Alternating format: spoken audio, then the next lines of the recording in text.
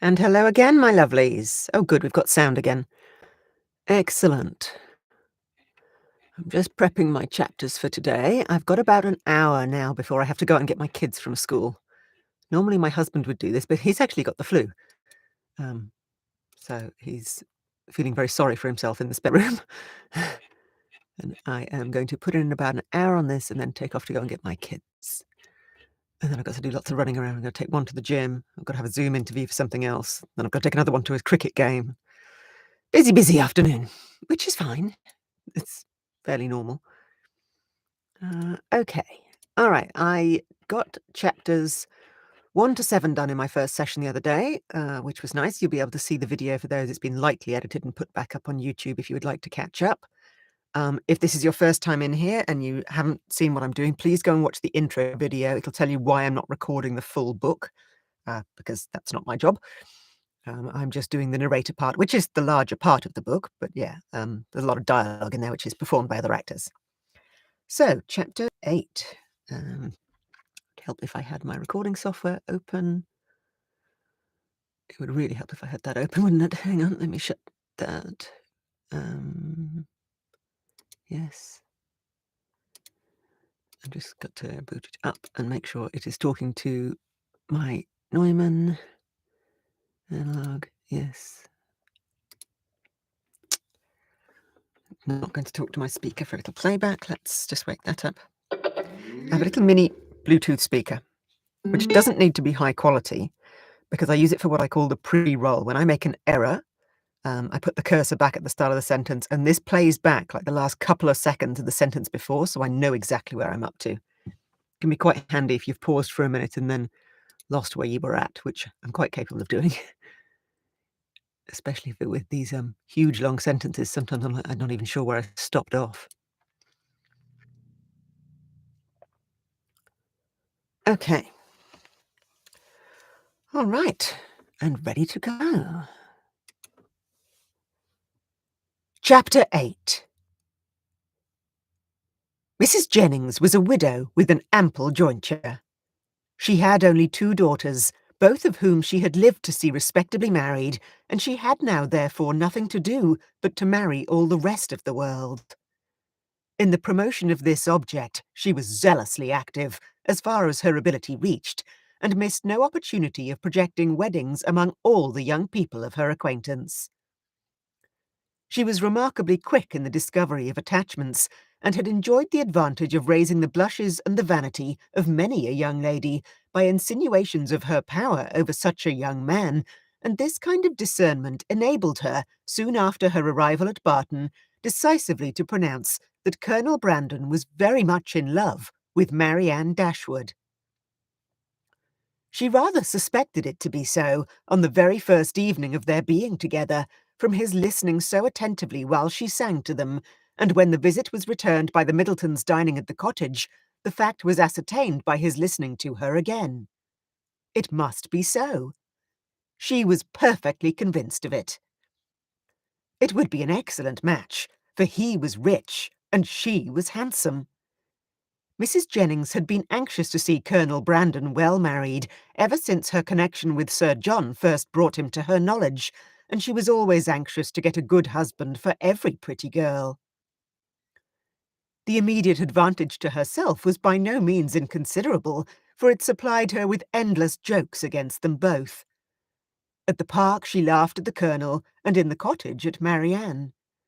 To the former, her raillery was probably, as far as it regarded only himself, perfectly indifferent, but to the latter it was at first incomprehensible, and when its object was understood, she hardly knew whether most to laugh at its absurdity or censure its impertinence, for she considered it as an unfeeling reflection on the Colonel's advanced years and on his forlorn condition as an old bachelor. Mrs. Dashwood, who could not think a man 5 years younger than herself, so exceedingly ancient as he appeared to the youthful fancy of her daughter, ventured to clear Mrs. Jennings from the probability of wishing to throw ridicule on his age. Mrs. Dashwood laughed. Soon after this, Eleanor left the room.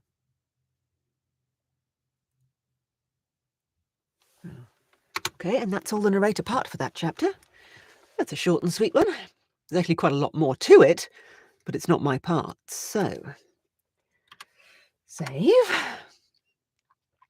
It's driving me mad. I have two mice controlling my two different laptops. I keep putting my hand on the wrong one. It's fine. Save. Raw files, chapter 8. Save the backup copy. Austen, Sense and Sensibility, backups. Chapter 8, 2 minutes 42 seconds.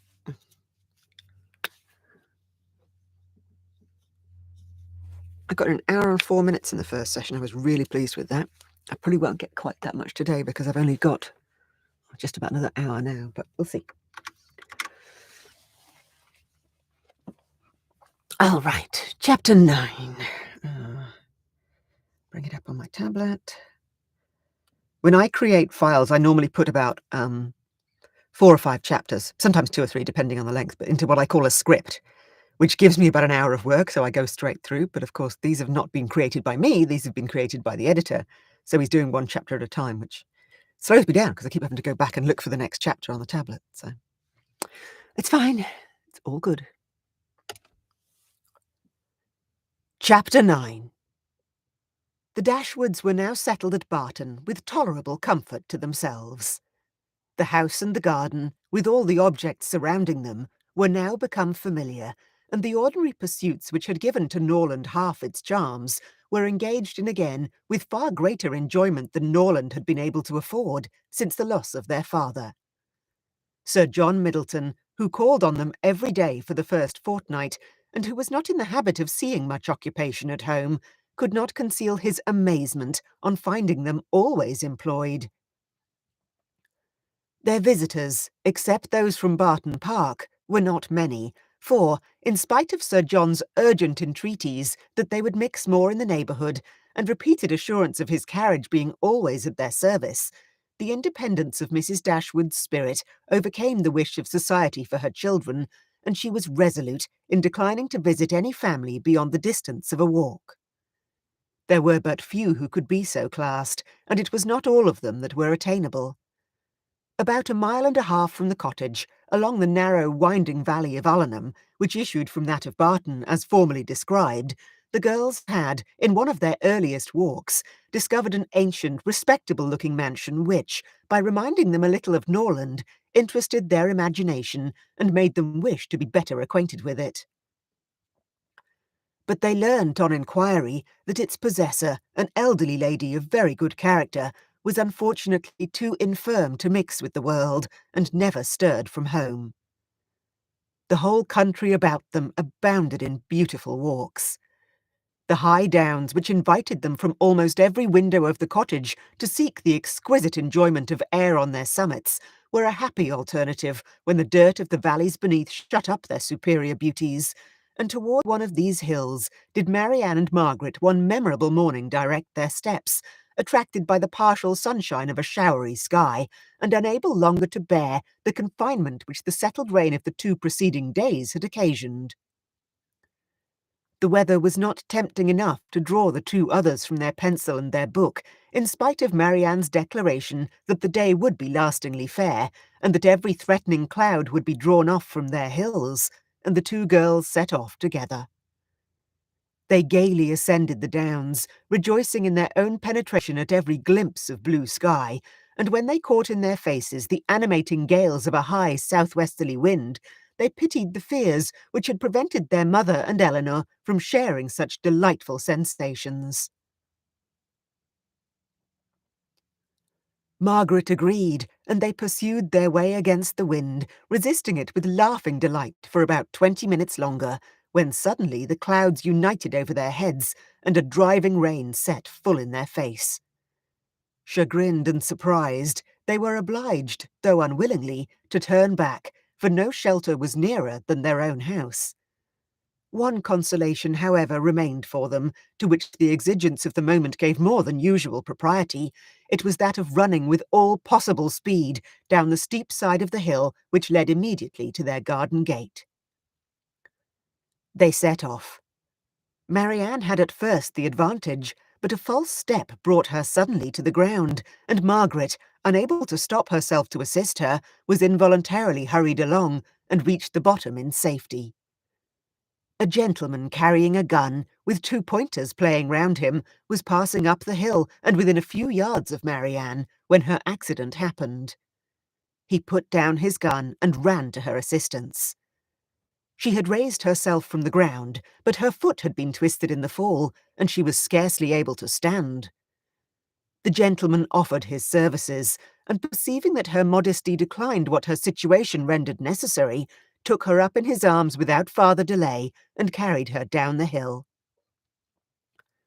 Then, passing through the garden, the gate of which had been left open by Margaret, he bore her directly into the house, whither Margaret was just arrived, and quitted not his hold till he had seated her on a chair in the parlour.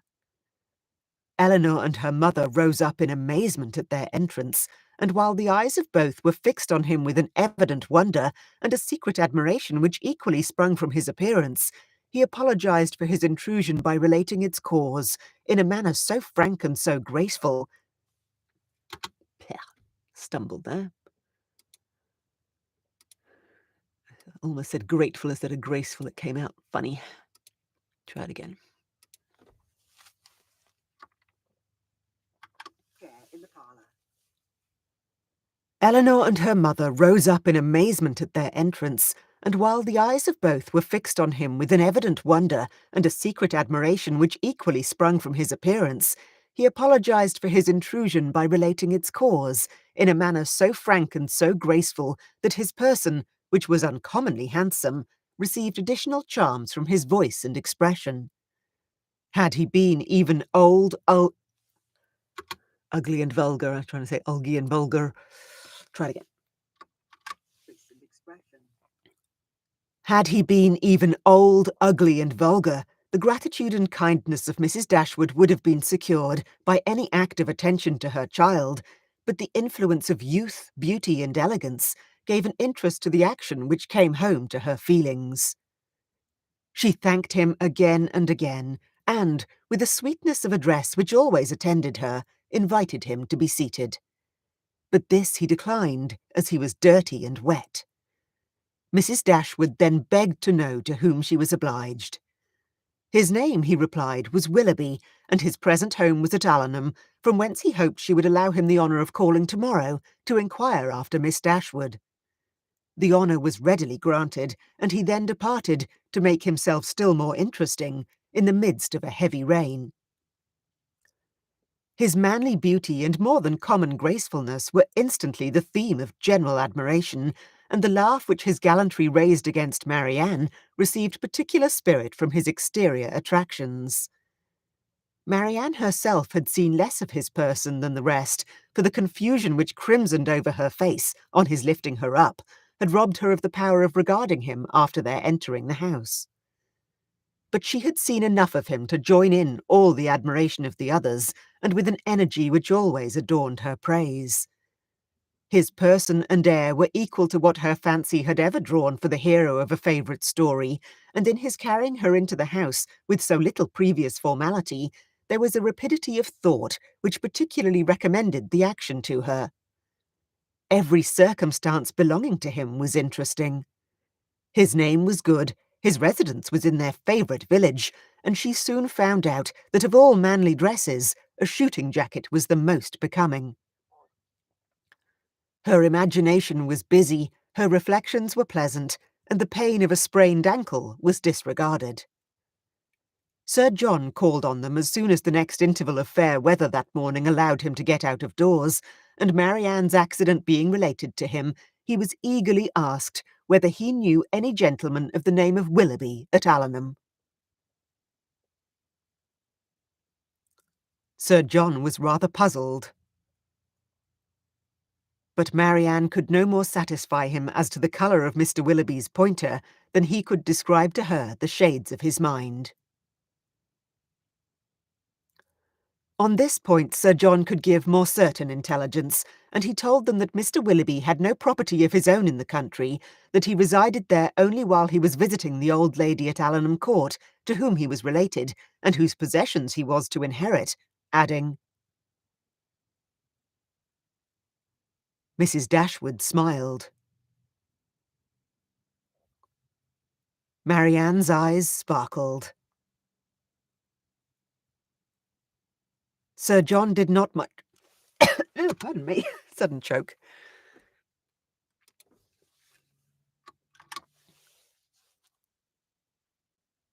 Sir John did not much understand this reproof, but he laughed as heartily as if he did, and then replied,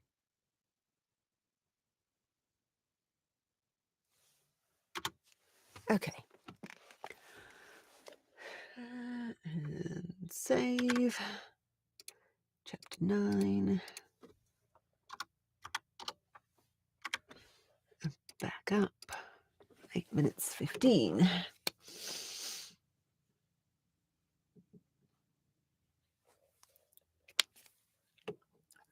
Oh, sip of my drink.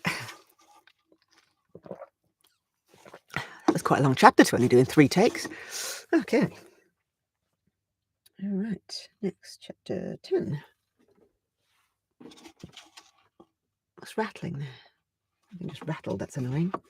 Don't do that. This is a very sensitive microphone. It picks up anything, from my stomach doing a little rumble to something rattling, and I have to be very careful.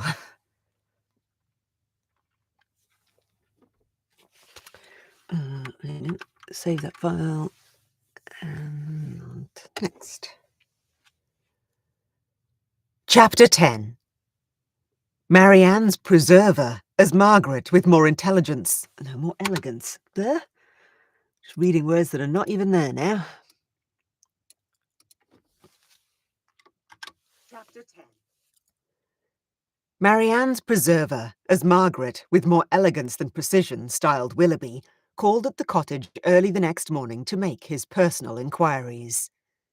He was received by Mrs. Dashwood with more than politeness, with a kindness which Sir John's account of him and her own gratitude prompted, and everything that passed during the visit tended to assure him of the sense, elegance, mutual affection, and domestic comfort of the family to whom accident had now introduced him. Of their personal charms, he had not required a second interview to be convinced. Miss Dashwood had a delicate complexion, regular features, and a remarkably pretty figure. Marianne was still handsomer. Her form, though not so correct as her sister's, in having the advantage of height, was more striking, and her face was so lovely that when in the common cant of praise she was called a beautiful girl, truth was less violently outraged than usually happens. Her skin was very brown, but from its transparency, her complexion was uncommonly brilliant, her features were all good, her smile was sweet and attractive, and in her eyes, which were very dark, there was a life, a spirit, an eagerness, which could hardly be seen without delight. From Willoughby their expression was at first held back by the embarrassment which the remembrance of his assistance created. But when this passed away, when her spirits became collected, when she saw that to the perfect good breeding of the gentleman he united frankness and vivacity, and above all, when she heard him declare that of music and dancing he was passionately fond, she gave him such a look of approbation as secured the largest share of his discourse to herself for the rest of his stay. It was only necessary to mention any favourite amusement to engage her to talk. She could not be silent when such points were introduced, and she had neither shyness nor reserve in their discussion. They speedily discovered that their enjoyment of dancing and music was mutual, and that it arose from a general conformity of judgment in all that related to either.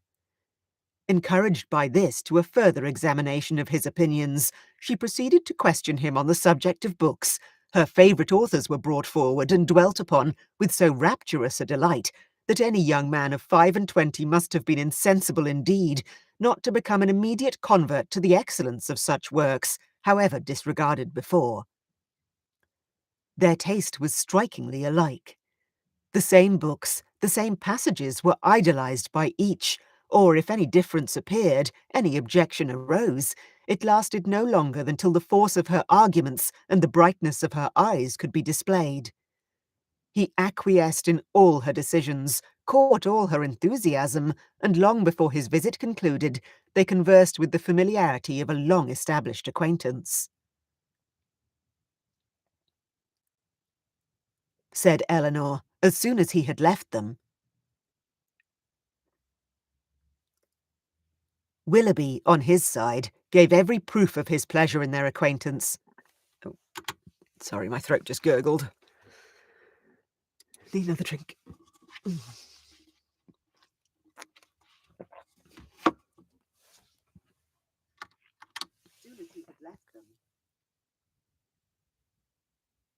Oh, rats, hang on. Where did I make that? Okay, there we go.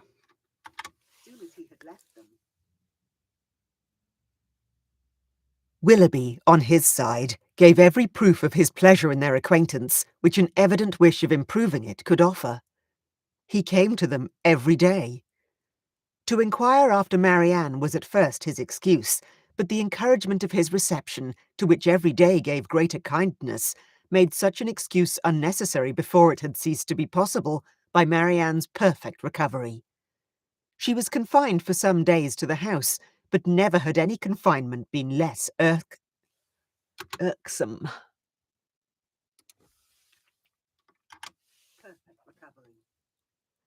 She was confined for some days to the house, but never had any confinement been less irksome. Willoughby was a young man of good abilities, quick imagination, lively spirits, and open, affectionate manners. He was exactly formed to engage Marianne's heart, for with all this, he joined not only a captivating person, but a natural ardour of mind, which was now roused and increased by the example of her own, and which recommended him to her affection beyond everything else. His society became gradually her most exquisite enjoyment. They read, they talked, they sang together. His musical talents were considerable, and he read with all the sensibility and spirit which Edward had unfortunately wanted. In Mrs. Dashwood's estimation, he was as faultless as in Marianne's, and Eleanor saw nothing to censure in him but a propensity, in which he strongly resembled and peculiarly delighted her sister, of saying too much what he thought on every occasion, without attention to persons or circumstances. In hastily forming and giving his opinion of other people, in sacrificing general politeness to the enjoyment of undivided attention where his heart was engaged, and in slighting too easily the forms of worldly propriety, he displayed a want of caution which Eleanor could not approve, in spite of all that he and Marianne could say in its support. Marianne began now to perceive that the desperation which had seized her at 16 and a half of ever seeing a man who could satisfy her ideas of perfection had been rash and unjustifiable. Willoughby was all that her fancy had delineated in that unhappy hour, and in every brighter period, as capable of attaching her, and his behaviour declared his wishes to be in that respect as earnest as his abilities were strong. Her mother, too, in whose mind not one speculative thought of their marriage had been raised by his prospect of riches, was led before the end of a week to hope and expect it, and secretly to congratulate herself on having gained two such sons-in-law as Edward and Willoughby. Colonel Brandon's partiality for Marianne, which had so early been discovered by his friends, now first... Sorry, there's just a noise over outside. I think it's a helicopter. Just going to have to wait for that to go away. A little bit annoying. My booth's fairly soundproof, but a helicopter overhead, it is not proof against. How much more have I got to go there? One long section for... Oh, this is quite a long chapter. One long section for the narrator and then a few short bits. So, not too much longer. 3-4 minutes. Okay, helicopter's gone.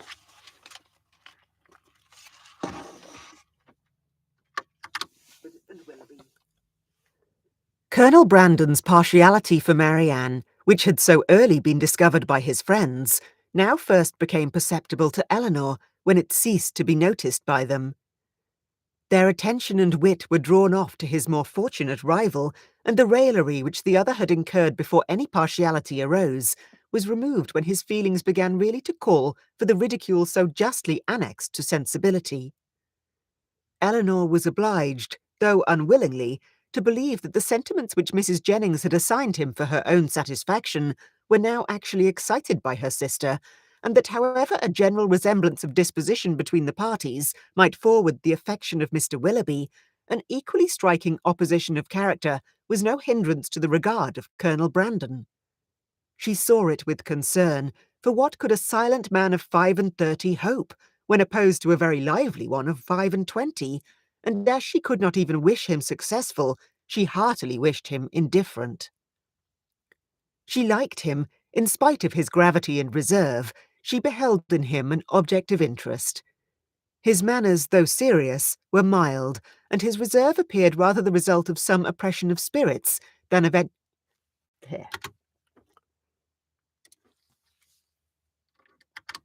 object of interest.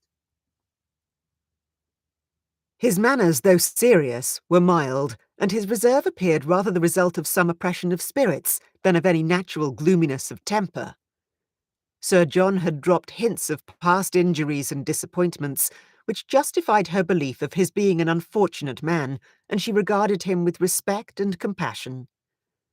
Perhaps she pitied and esteemed him the more because he was slighted by Willoughby and Marianne, who, prejudiced against him for being neither lively nor young, seemed resolved to undervalue his merits.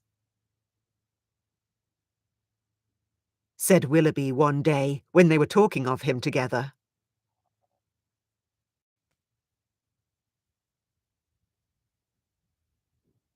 Okay, that is the end of my part from that chapter. I'll just put that down a second.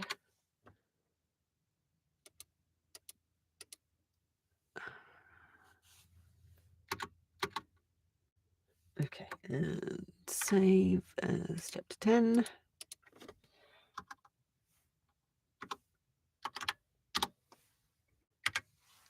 Back up. 7 minutes 53.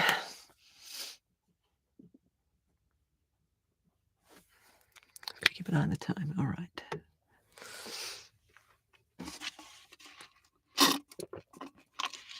Okay, that's the first 3 done. Let's go queue up my next 3. 11, 12, 13.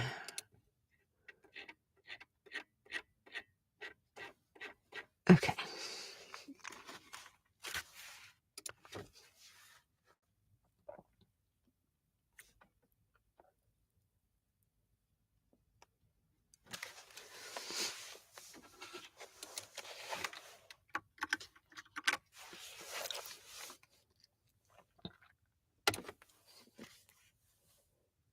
Chapter 11. Little had Mrs. Dashwood or her can't say it properly. Try again. Chapter 11. Little had Mrs. Dashwood or her daughters imagined when they first came into Devonshire that so many engagements would arise to occupy their time as shortly presented themselves, or that they should have such frequent invitations and such constant visitors as to leave them little leisure for serious employment. Yet such was the case. Oh, that helicopter's back again. Go away. That's very annoying.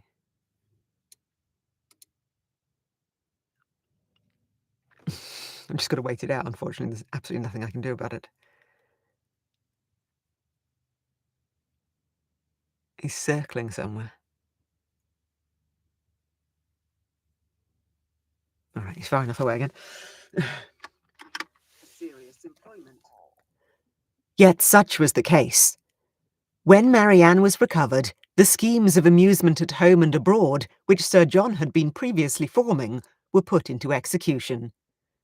The private balls at the park then began, and parties on the water were made and accomplished as often as a showery October would allow.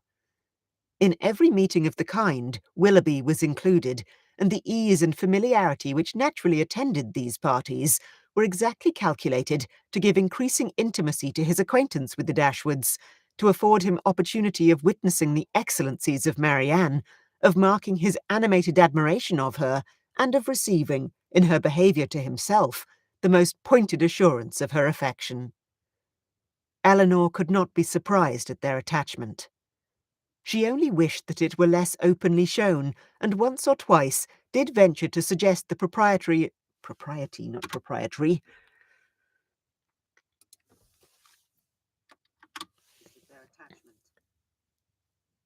She only wished that it were less openly shown, and once or twice did venture to suggest the propriety of some self-command to Marianne.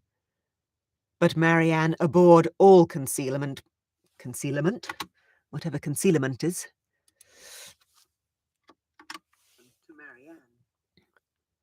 But Marianne abhorred all concealment where no real disgrace could attend unreserve, and to aim at the restraint of sentiments which were not in themselves ill-audible appeared to her not merely an unnecessary effort, but a disgraceful subjection of reason to commonplace and mistaken notions.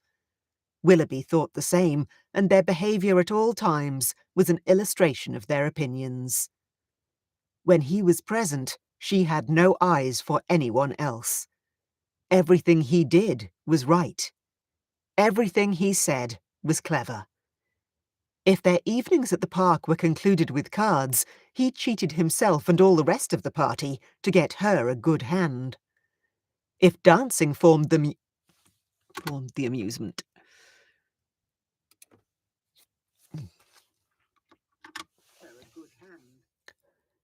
If dancing formed the amusement of the night, they were partners for half the time, and when obliged to separate for a couple of dances, were careful to stand together and scarcely spoke a word to anybody else.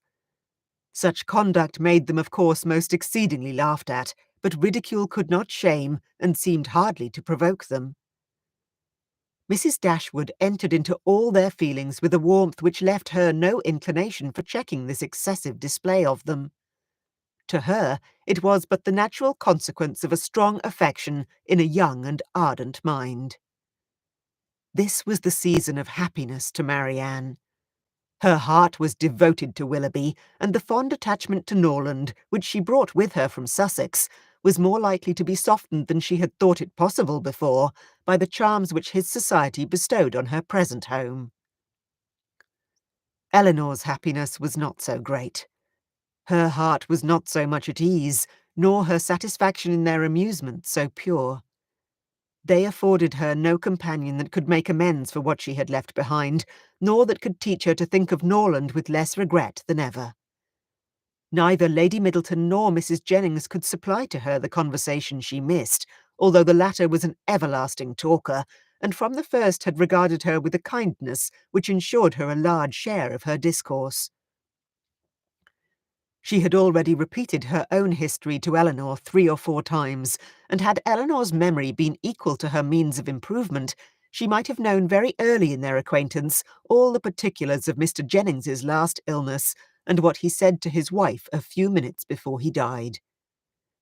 Lady Middleton was more agreeable than her mother, only in being more silent. Eleanor needed little observation to perceive that her reserve was a mere calmness of manner with which sense had nothing to do. Towards her husband and mother she was the same as to them, and intimacy was therefore neither to be looked for nor desired. She had nothing to say one day that she had not said the day before. Her insipidity was invariable, for even her spirits were always the same, and though she did not oppose the parties arranged by her husband, provided everything were conducted in style and her 2 eldest children attended her, she never appeared to receive more enjoyment from them than she might have experienced in sitting at home, and so little did her presence add to the pleasure of the others by any share in their conversation, that they were sometimes only reminded of her being amongst them by her solicitude about her troublesome boys. In Colonel Brandon alone, of all her new acquaintance, did Eleanor find a person who could in any degree claim the respect of abilities, excite the interest of friendship, or give pleasure as a companion. Willoughby was out of the question. Her admiration and regard, even her sisterly regard, was all his own, but he was a lover, his attentions were wholly Marianne's, and a far less agreeable man might have been more generally pleasing. Colonel Brandon, unfortunately for himself, had no such encouragement to think only of Marianne, and in conversing with Eleanor, he found the greatest consolation for the indifference of her sister.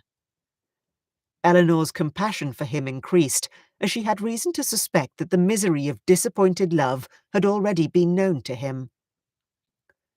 This suspicion was given by some words which accidentally dropped from him one evening at the park, when they were sitting down together by mutual consent while the others were dancing. His eyes were fixed on Marianne, and, after a silence of some minutes, he said, with a faint smile. After a short pause, he resumed the conversation by saying,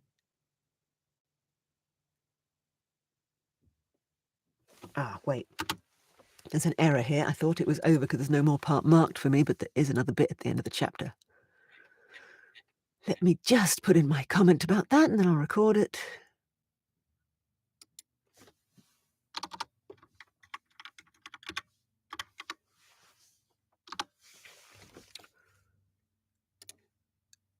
Okay.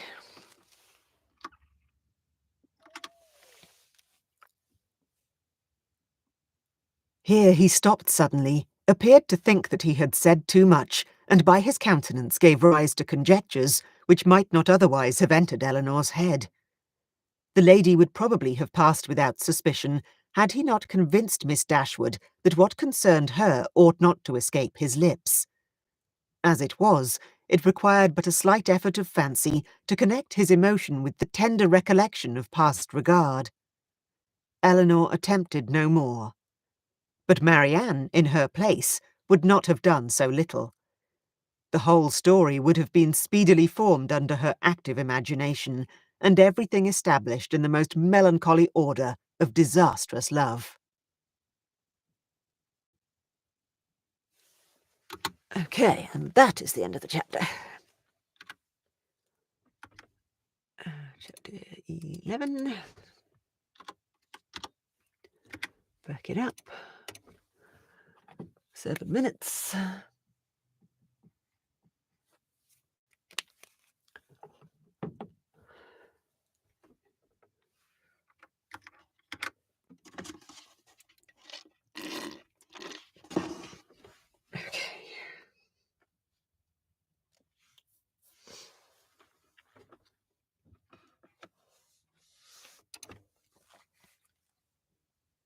Chapter 12.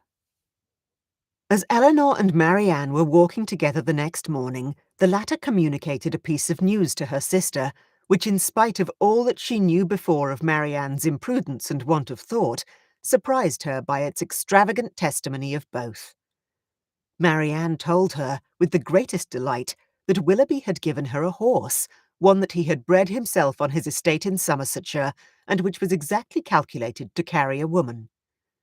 Without considering that it was not in her mother's plan to keep any horse, that if she were to alter her resolution in favour of this gift, she must buy another for the servant, and keep a servant to ride it, and, after all, build a stable to receive them, she had accepted the present without hesitation, and told her sister of it in raptures. Most unwilling was she to awaken from such a dream of felicity, to comprehend all the unhappy truths which attended the affair, and for some time she refused to submit to them. As to an additional servant, the expense would be a trifle. Mamma, she was sure, would never object to it, and any horse would do for him. He might always get one at the park. As to a stable, the merest shed would be sufficient. Eleanor then ventured to doubt the propriety of her receiving such a present from a man so little, or at least so lately, known to her. This was too much. Eleanor thought it wisest to touch that point no more. She knew her sister's temper. Opposition on so tender a subject would only attach her the more to her own opinion. But by an appeal to her affection for her mother, by representing the inconveniences which that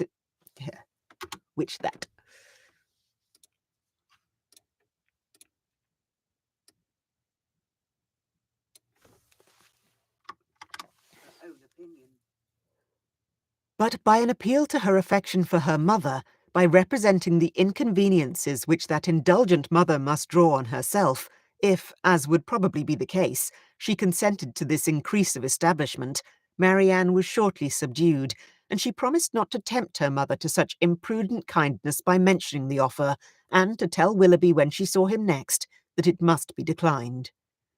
She was faithful to her word, and when Willoughby called at the cottage the next day, Eleanor heard her express her tongue-tied. Need another drink.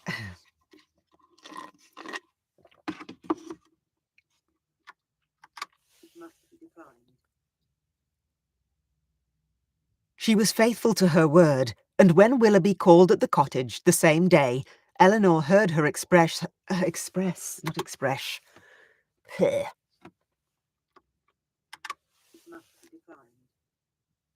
She was faithful to her word, and when Willoughby called at the cottage the same day, Eleanor heard her express her disappointment to him in a low voice on being obliged to forego the acceptance of his present. The reasons for this alteration were at the same time related, and they were such as to make further entreaty on his side impossible.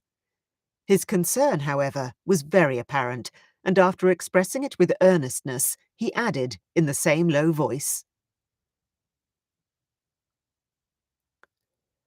This was all overheard by Miss Dashwood, and in the whole of the sentence, in his manner of pronouncing it, and in his addressing her sister by her Christian name alone, she instantly saw an intimacy so decided, a meaning so direct, as marked a perfect agreement between them. From that moment, she doubted not of their being engaged to each other, and the belief of it created no other surprise than that she, or any of their friends, should be left by tempers so frank, to discover it by accident. Margaret related something to her the next day, which placed this matter in a still clearer light. Willoughby had spent the preceding evening with them, and Margaret, by being left some time in the parlour with only him and Marianne, had had opportunity for observations, which, with a most important face, she communicated to her— Oh no, I've got a hiccup. Ugh.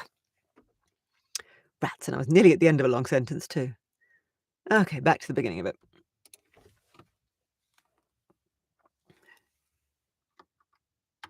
In a still clearer light. Willoughby had spent the preceding evening with them, and Margaret, by being left some time in the parlour with only him and Marianne, had had opportunity for observations which, with a most important face, she communicated to her eldest sister when they were next by themselves.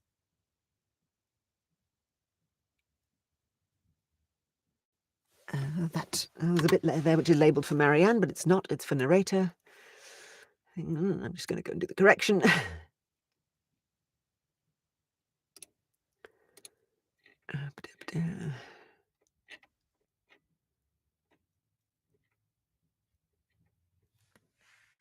For such particulars.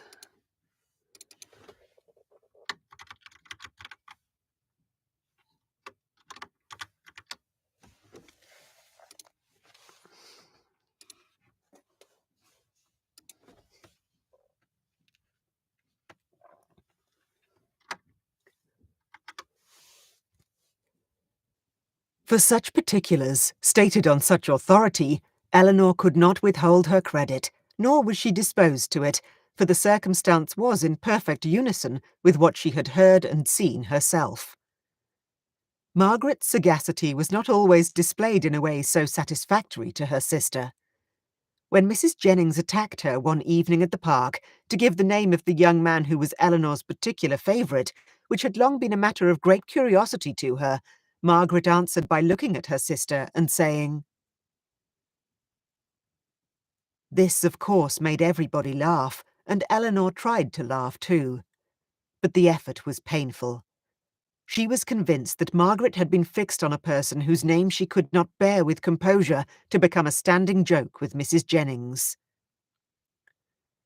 Marianne felt for her most sincerely, but she did more harm than good to the cause by turning very red and saying in an angry manner to Margaret.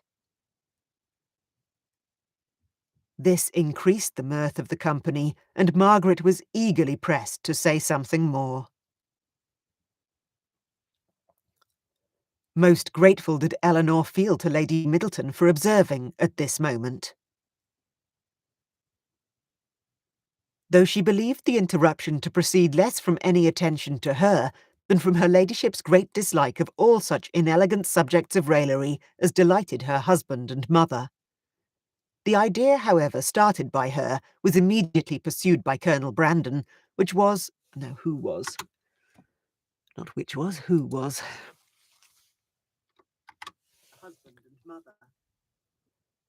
The idea, however, started by her, was immediately pursued by Colonel Brandon, who was on every occasion mindful of the feelings of others, and much was said on the subject of rain by both of them. Willoughby opened the pianoforte and asked Marianne to sit down to it, and thus, amidst the various endeavours of different people to quit the topic, it fell to the ground. But not so easily did Eleanor recover from the alarm into which it had thrown her.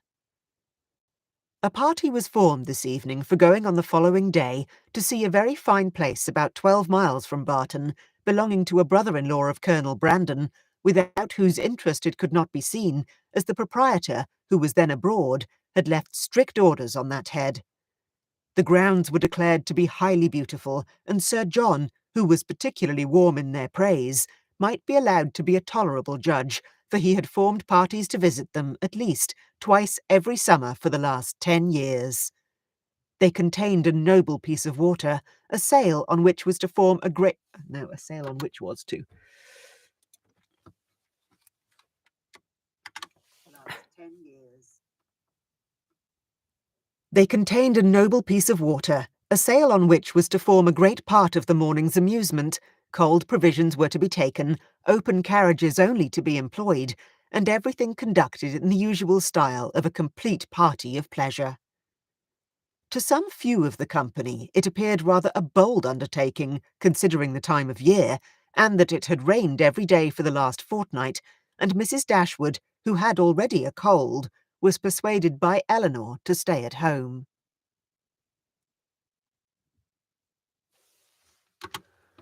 Okay, and that's chapter 12. I'm cracking on nicely here. Right. 12. The helicopter seems to have gone away, thank goodness. I was sick of him. Okay, 6:55.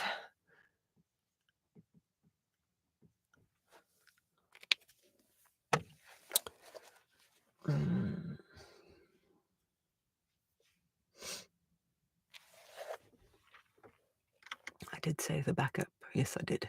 I'm always double-checking my backups, but I'm also religious about them.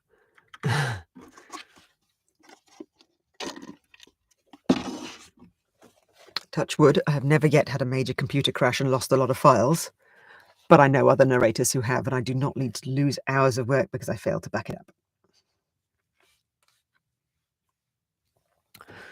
Okay. Chapter 13. Their intended excursion to Whitwell turned out very different from what Eleanor had expected. She was prepared to be wet through, fatigued and frightened, but the event was still more unfortunate, for they did not go at all. By 10 o'clock the whole party was assembled at the park, where they were to breakfast. The morning was rather favourable, though it had rained all night, as the clouds were then dispersing across the sky, and the sun frequently appeared. They were all in high spirits and good humour, eager to be happy, and determined to submit to the greatest inconveniences and hardships rather than be otherwise. While they were at breakfast, the letters were brought in. Among the rest, there was one for Colonel Brandon. He took it, looked at the direction, changed colour, and immediately left the room. Nobody could tell. In about 5 minutes, the Colonel returned. Said Mrs. Jennings, as soon as he entered the room.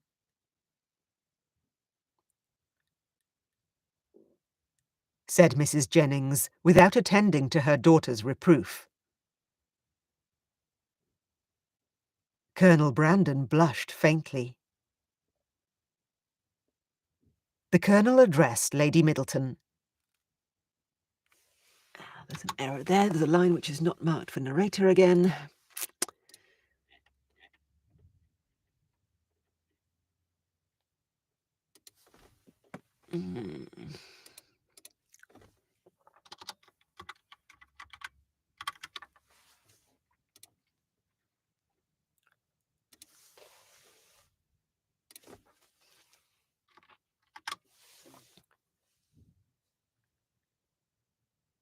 What a blow upon them all was this! He shook his head. Eleanor... Oh, excuse me, hiccup.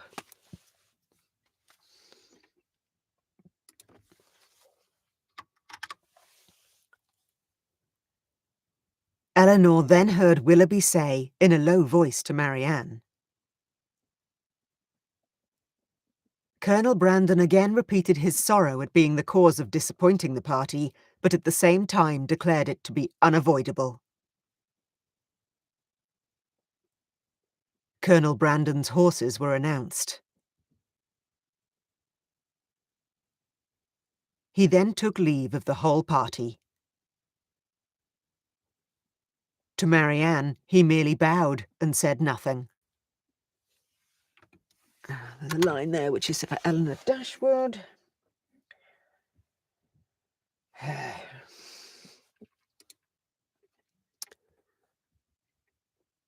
They're not normally this bad. It's a bit messy, this one.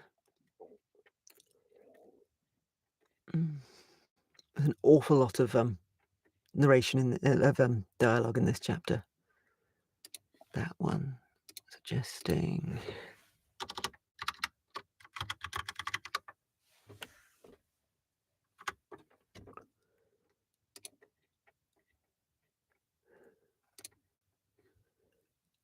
Okay.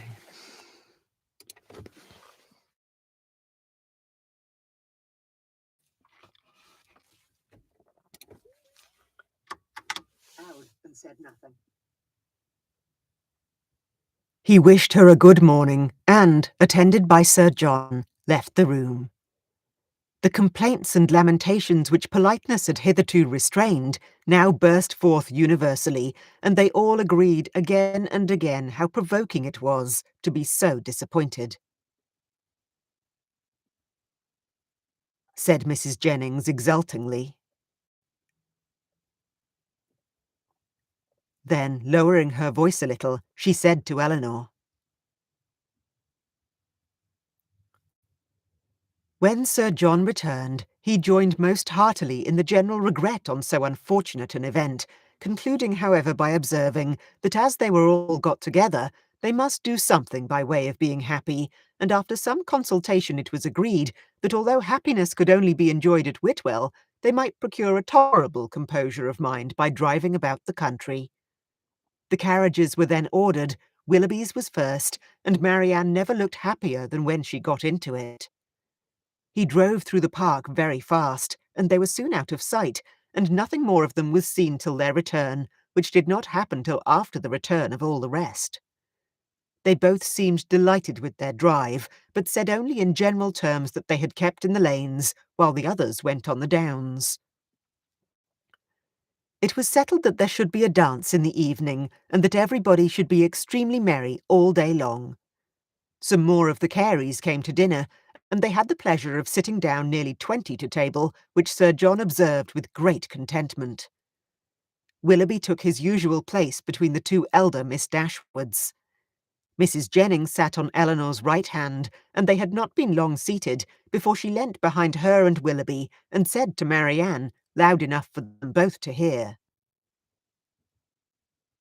Marianne coloured and replied very hastily. Marianne turned away in great confusion. Mrs. Jennings laughed heartily, and Eleanor found that in her resolution to know where they had been, she had actually made her own woman inquire of Mr. Willoughby's groom, and that she had by that method been informed that they had gone to Allenham and spent a considerable time there in walking about the garden and going all over the house. Eleanor could hardly believe this to be true, as it seemed very unlikely that Willoughby should propose, or Marianne consent, to enter the house while Mrs. Smith was in it, with whom Marianne had not the smallest acquaintance. As soon as they left the dining room, Eleanor inquired of her about it, and great was her surprise when she found that every circumstance related by Mrs. Jennings was perfectly true. Marianne was quite angry with her for doubting it.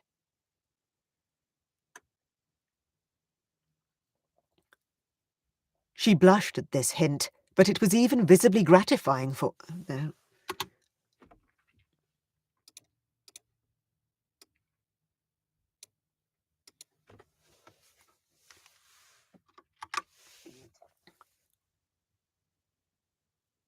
She blushed at this hint, but it was even visibly gratifying to her, and after a 10 minutes' interval of earnest thought, she came to her sister again, and said with great good humour, "Could Eleanor have listened to her without interruption from the others, she would have described every room in the house with equal delight."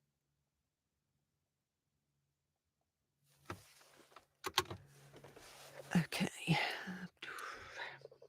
Another error. Save this, that is the end of the chapter. I've got 2 more errors which I noted there to fix up. And then I might get 1 more chapter done, but we'll see.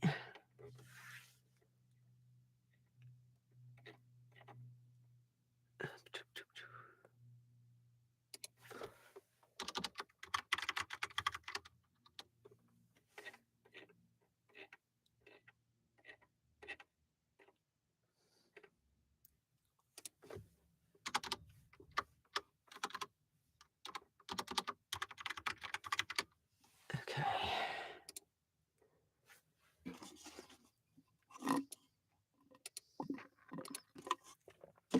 14. Let's have a quick look at how long this one is. Yeah, I should get it done. It's not too bad. There's plenty of dialogue in it. It should be about 5 or 6 minutes. 5.46, that last one.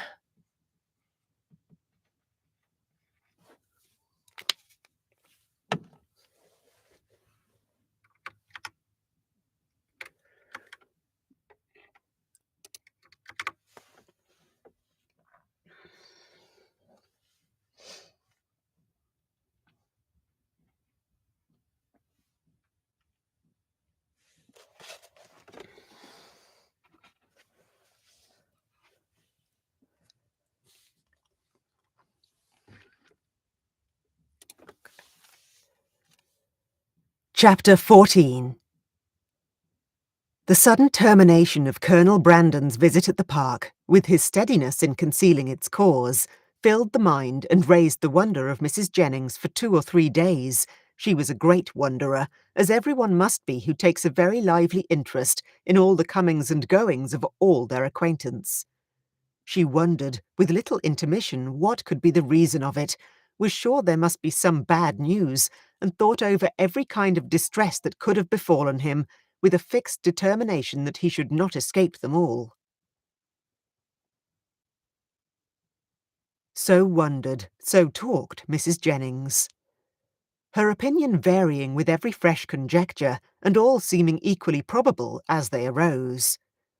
Eleanor, though she felt really interested in the welfare of Colonel Brandon, could not bestow all the wonder on his going so suddenly away, which Mrs. Jennings was desirous of her feeling, for besides that the circumstance did not in her opinion justify such lasting amazement or variety of speculation, her wonder was otherwise disposed of.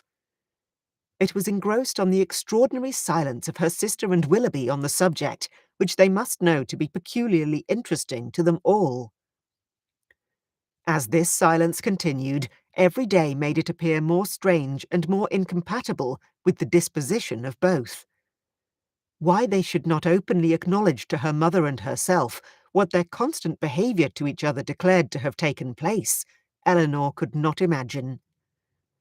She could easily conceive that marriage might not be immediately in their power, for though Willoughby was independent, there was no reason to believe him rich. His estate had been rated by Sir John at about 600 or 700 a year, but he lived at an expense to which that income could hardly be equal, and he had himself often complained of his poverty. But for this strange kind of secrecy maintained by them relative to their engagement, which in fact concealed nothing at all, she could not account, and it was so wholly contradictory to their general opinions and practice that a doubt sometimes entered her mind of their being really engaged, and this doubt was enough to prevent her making any inquiry of Marianne. Nothing could be more expressive of attachment to them all than Willoughby's behaviour. To Marianne it had all the distinguishing tenderness which a lover's heart could give, and to the rest of the family it was the affectionate attention of a son and a brother. The cottage seemed to be considered and loved by him as his home. Many more hours were spent there. No, many more of his hours.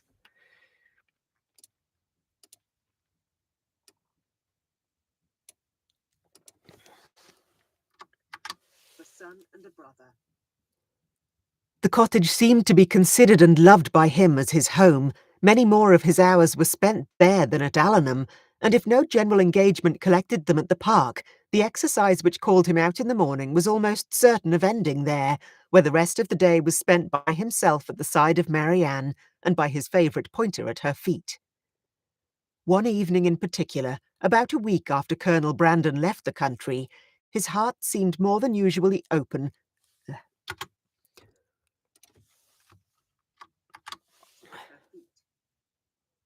One evening in particular, about a week after Colonel Brandon left the country, his heart seemed more than usually open to every feeling of attachment to the objects around him, and on Mrs. Dashwood's happening to mention her design of improving the cottage in the spring, he warmly opposed every alteration of a place which affection had established as perfect with him.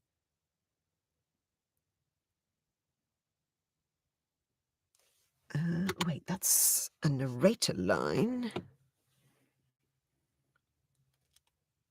That's marked for me, but it's not for me. I am pretty sure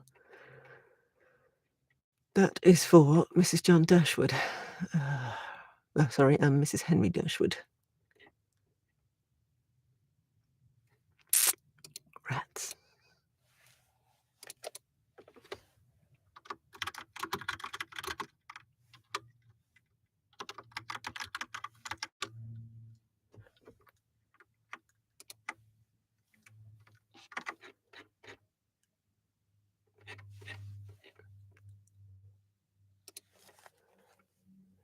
Okay.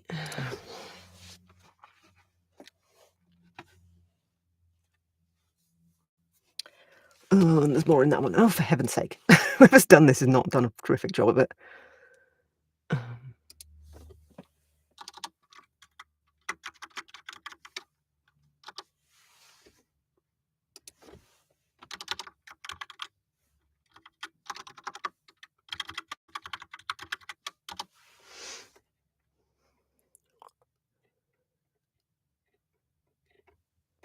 Okay.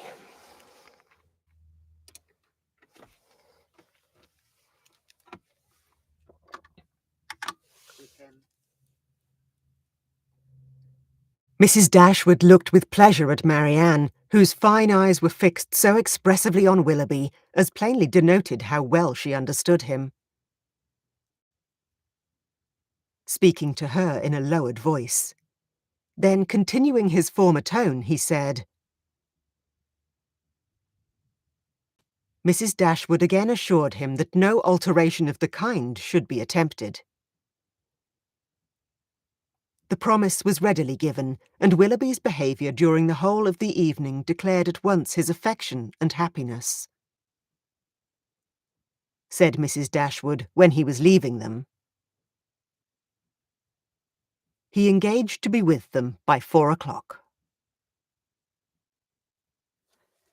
Okay, done. Despite the muddle in the middle. Muddle in the middle. And save, 14, that's good. I've got another 7 chapters done today, love it. Save it, back it up.